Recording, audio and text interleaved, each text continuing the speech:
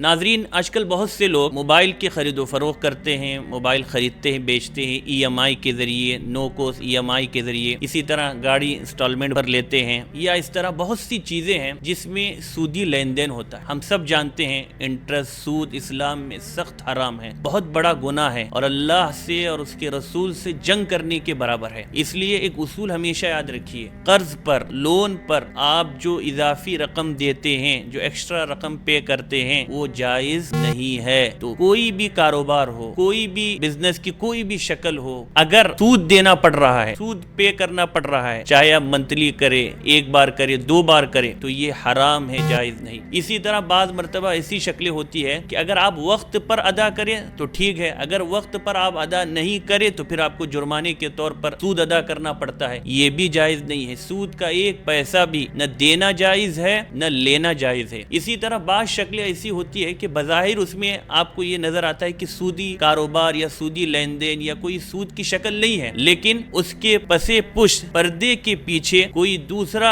آدمی ہوتا ہے یا بینک ہوتا ہے جو اس سہولت کو تو دے رہا ہے، لیکن دراصل وہ سہولت سود کے ذریعے ہی ادا کی جا رہی ہے۔ تو ان تمام چیزوں کا ہمیں خیال رکھنا چاہیے، خاص طور پر گاڑیوں کے سلسلے میں یا موبائل کی خرید و فروخت جو ای ایم آئی یا نو کوس ای ایم آئی کے ذریعے ہو رہی ہے پر ہمیں غور کرنا چاہیے اور حلال اور جائز طریقے سے ہی لین دین اور کاروبار کو کرنے کی کوشش کرنی چاہیے۔